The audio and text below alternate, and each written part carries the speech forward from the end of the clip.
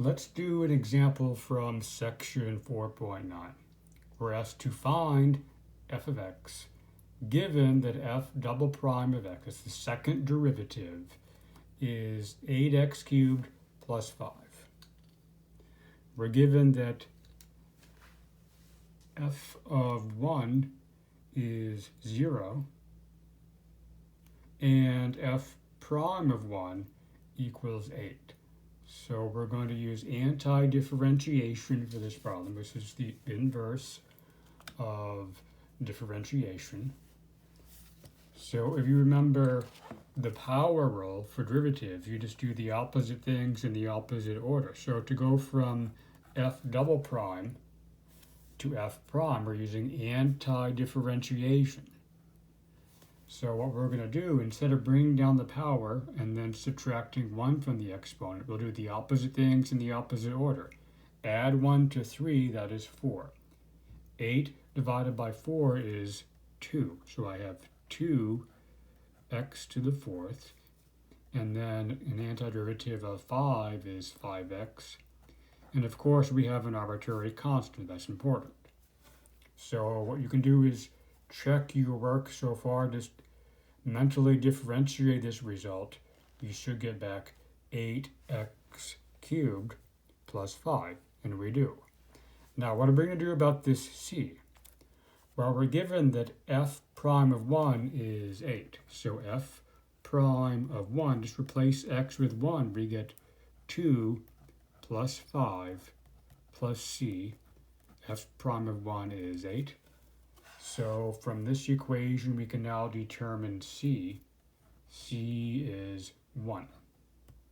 So let's write down what we have right now. F prime of x is 2x to the fourth plus 5x plus 1.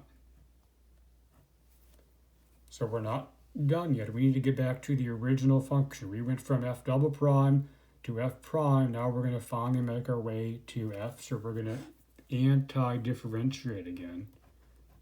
So there are no more primes here. So f of x equals, again, using the power rule for derivatives in reverse, what we'll do is we'll add 1 to the exponent and then divide.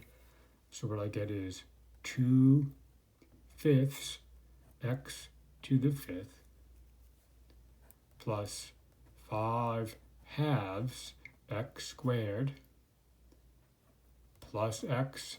Now we need another arbitrary constant.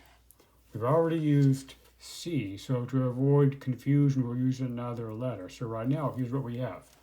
The function that we're looking for, f of x equals 2/5 x to the fifth plus 5/2 x squared plus x plus d. Now to determine d, what you have to do is go back to the original problem statement. We're given that f of 1 is 0. This means that if I replace x with 1 in this expression, I have to get 0, and that is what is going to determine d. So f of 1 is 2/5 plus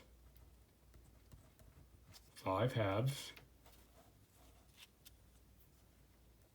plus 1 plus d.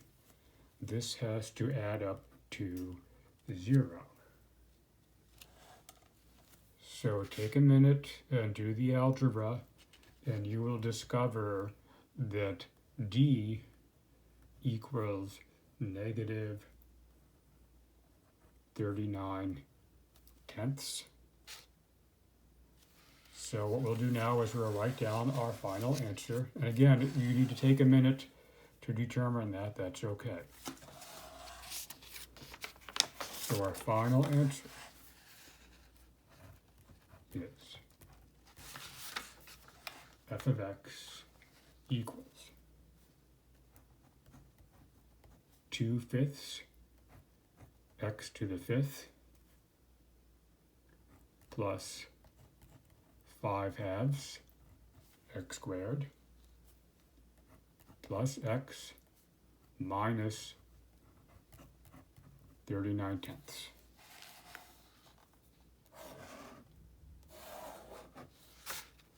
So again, what we did is we started from the second derivative, which was given to be 8x cubed plus 5. We used anti-differentiation twice, and along the way we used these conditions on the first derivative and the function itself to determine the arbitrary constants.